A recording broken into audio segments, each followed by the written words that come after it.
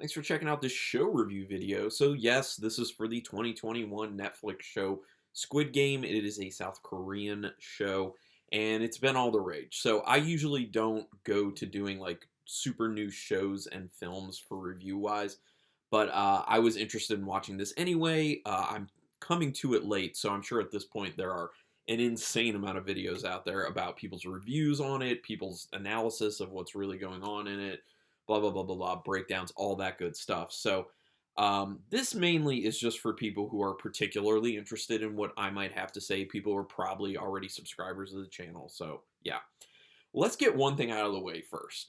If you're watching this it's and you haven't seen it yet, no spoilers in this. I never do spoilers in the show reviews because you'd have to cover way too much. For this one, there are 9 episodes, so I didn't want to do, like an hour-long review video or more for that reason. So, no spoilers. You can watch this and, still watch the film and have nothing ruined, or show and have nothing ruined for you. Or you can watch this, and I'm going to give enough information that if you've already seen it, you'll know what I'm talking about, and you'll be able to relate to it. So, the big thing with this show in particular is everyone was like, "Oh, it's so brutal. Oh, it's so violent. It's this, it's that." This is something that Netflix does, and they started doing it maybe about 5 years ago or so. Not a single year goes by that I don't hear about one horror film or a show in this instance that's on Netflix that people are saying it's too scary that you can't finish it, or it's too brutal that you can't handle it, or it's too violent and you can't handle it. And, you know, some people may not be able to handle the level of brutality and violence in Squid Game, and that's fine. But for people like myself, people who are most likely watching this who watch horror films, no problem. It's very low level in my opinion if you watch horror, very easy to handle, but I do also understand that, brutality and violence is something that's tough for people to watch. So I'm not judging it, I'm just saying if you're like me, if you watch a lot of horror, it's not hard to handle at all. And it actually seems tame compared to a bunch of stuff I've seen. I mean, what pops into my head? Someone was asking me, like, what else have you seen that's, more brutal and violent than Squid Game? And I was like, well, right off the bat, Ichi the Killer. I mean, want to try and sit through that? It's tough. Anyway, this is directed and written by Dong-hyuk Hwang, who also did films My Father, Silenced, Miss Granny, and The Fortress. Have not seen any of them, didn't know about them. Apparently he had a hard time getting someone to pick this up, by the way. I was reading an article about that, and I guess Netflix finally took a chance, and I'm sure they're glad they did because it's become so successful that they already said they're going to do a season 2. So, synopsis-wise, I'm not going to give much of a synopsis. It's about games that are set up to eliminate people, yes, as in kill them, and for money, basically. That's all I'm gonna say. And there's a whole kind of like you get the reasoning behind it by the end of the show. You get to see some of the behind the scenes of what's really going on there, and yeah, you have characters that you follow throughout it. So that's the most I want to do for a synopsis because, like I said, I don't want to ruin anything. The intro section explains the basic game that the film is actually named for. That actually ends up being reiterated in the final episode as well. That doesn't spoil anything because it is the freaking name of the show, and they start off by breaking down what that game is. So there's obviously a significance to it, which I knew from the get-go. It's nothing that ends up being a spoiler or anything. It's not like a super important aspect of it, but yeah. There's a level of humor that works in this, at least in the beginning of the film, which is good, because otherwise the lead-in to everything would be just plain depressing. I think another one of the problems that people do have with the show is it is depressing. There is a lot of, like, terrible, depressing stuff, but once again, if you watch a lot of horror, you're used to depressing. It actually makes me feel better for some reason. It's weird. I think it's partially this thing of, like, that could be me. I'm glad that's not me, so that makes me feel better about my life. One of those ordeals. But anyway, I do like that they had humor to start off. That humor ends up going away for the most part as the show continues. It starts getting less and less and less and less until there's basically none for the last few episodes because it's all about the intensity and all about how depressing things are, and yeah. And there will be season 2, by the way. I have a feeling season 2 is probably not going to be so great, but I would give it a shot.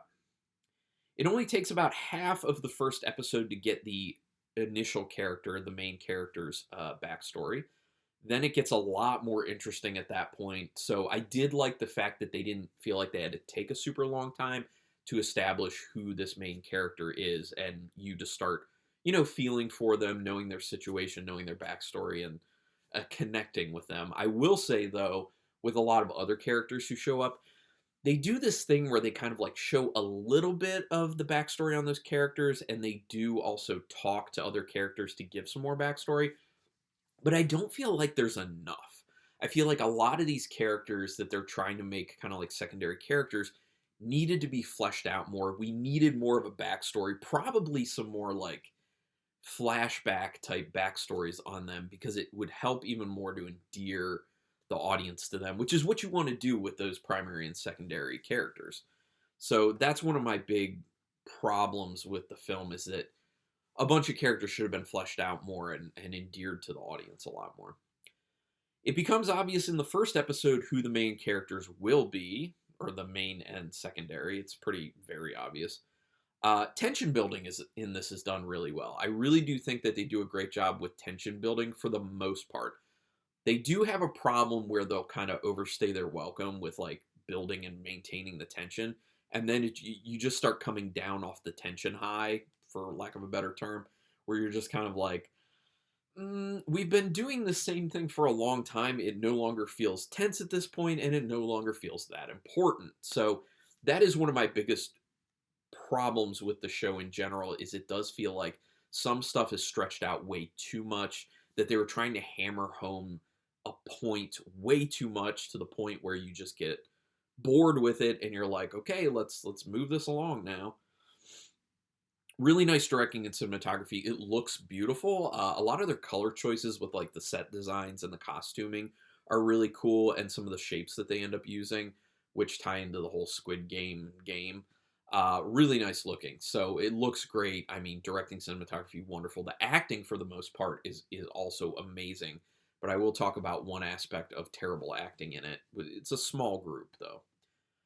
Each important character gets developed a little bit. Yeah, I kind of already talked about that. The set design and everything. There are some real effective gut punch moments in the show. Now, that is probably the best thing about the show, is that it really does set up some really tough situations that you have to struggle with, where you see where things are going, you see what's coming, and as an audience member, you want it to stop, but you know it won't. And it gets you, and you do go through this moment of like gravity hitting you, in a sense, within the context of the show, and you're just like, wow, that just happened. So, like the gut punches in it.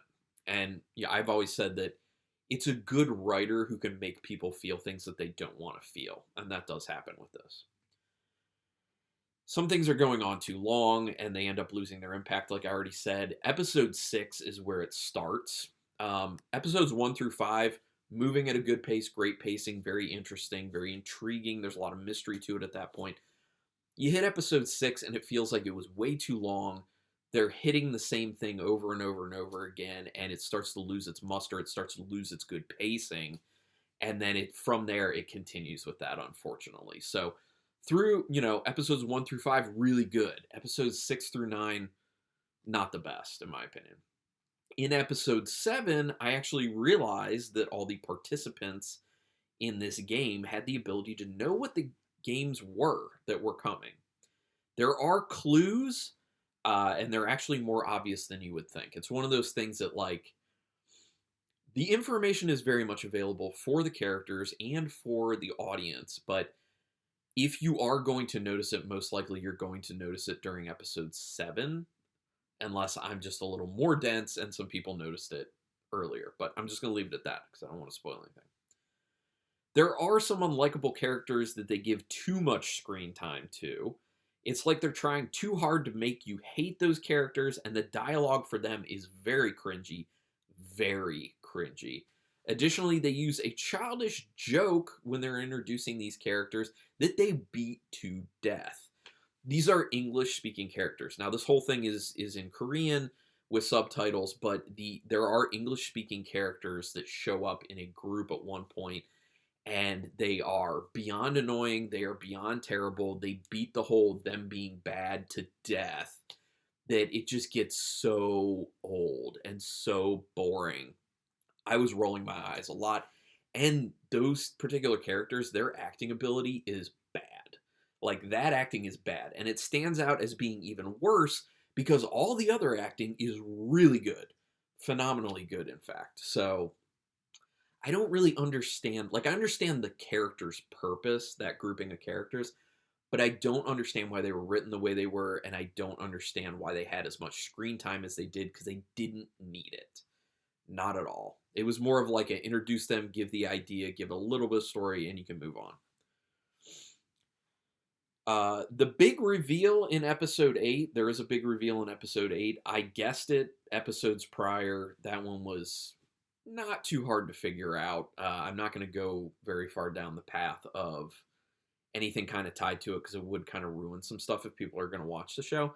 So just know episode 8, there was a big reveal, and I was like, I mean, I knew. I did not see the big reveal at the end of episode 9 coming, but it also was an reveal, in my opinion. I was like, okay, you got me, you surprised me. And then as it continued with the scene where it's kind of like telling you what the surprise is, basically I was like, it's the okay idea, I guess. Not the best, but it worked okay. And this is what I was talking about how it's like episodes 1 through 5 really good, and then it's just like starts petering out, which is a big reason why I don't think a season 2 is going to be all that great. There's a relationship that is used for an impactful moment in this film, but the groundwork, in my opinion, wasn't really laid out for it to really make sense. I think that's in episode 8. Yes, it is in episode 8. Yes. It's in episode 8. Like, there's supposed to be this big impact with this relationship between two characters. But I was feeling like there's really not enough groundwork that's been laid between these two characters for what goes on between them to be going on between them. There are a bunch of choices like that that just don't make a whole lot of sense. And for that matter, there is something in the very last episode as well that kind of like wraps everything up where you're just like, there are a bunch of choices being made that don't actually make sense for the characters that have been created here. So, I don't know. Just some more issues. Some good aspects to the ending, but the final scene in particular seemed a little flat to me. I understand what they were trying to deliver there, the idea they were trying to give, and, obviously setting it up for more, but it just kind of fell flat to me. I just think there's a different way they could have delivered it that would have had like a da-da, like a punch moment of like, we're leaving you hanging. You can't wait till season 2. Just saying. So I do think that at its heart, this film is, or the show is very much about kind of a capitalistic hellscape, which exists in a lot of countries, but I think in particular, obviously for South Korea, just giving you a very good idea of the lives that people have to lead and the unfortunate situations they end up in and what type of societal dynamics are created because of that. So it's really just about capitalism, the failures of capitalism, and the hellscape that it creates within South Korea. Although you can easily apply it to many other countries, because as I was watching it, I was like, yeah. So for that reason, I think it's kind of smartly done because of that metaphor going on there. But I just think that some things needed to be worked out a little bit better. I will say, if you do like this type of metaphor being used in, shows and film, another one, which I think is probably still on Netflix, because I think it was a Netflix original, it's a Spanish film called The Platform. Look that up and definitely check it out. I think that one didn't get nearly as much attention as it should have, and I will say I think it's more brutal and violent than, well, it doesn't have as much violence as Squid Game, but the violence it has, I think, is brutal, like more brutal than Squid Game's. So just know that going into it. Anyway, overall, with 5 stars in play, or overall, out of 5 stars with half stars in play, I'd give Squid Game a 3.5 stars. I thought about giving it 4, but I was like, no, there are just too many problems to get it to the 4. 3.5. It is good. I do think it's being vastly overhyped. This is one of the problems with a good show coming out or a good film coming out, and everyone starts just hyping the hell out of it like really quickly to this crazy level. When you then see it and you have an expectation that's way up here and you feel about it like this, it makes the disappointment so much more, even though it's still good. With this one, it's still good. It's still worth watching for sure. I definitely recommend it. The hype kills some of that stuff, so just saying. But 3.5 stars out of 5 for me. I would love to hear what other people think about it, so you can go ahead and put comments down in the comments section. You can talk spoilers too. Just know, spoilers in the comments. Go ahead with it. We can talk this out. If you agree with me, if you don't agree with me on my assessment of this, let's talk. Anyway, do me a quick favor. Hit subscribe if you haven't already for my channel. I really do appreciate that. It is quick, painless, and costs you no money.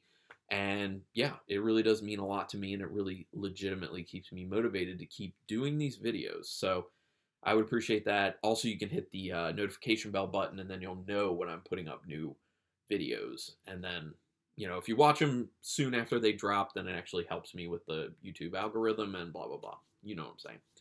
Anyway, regardless, thank you for taking your time to watch this video. And until next time, keep it brutal. If I can stop this.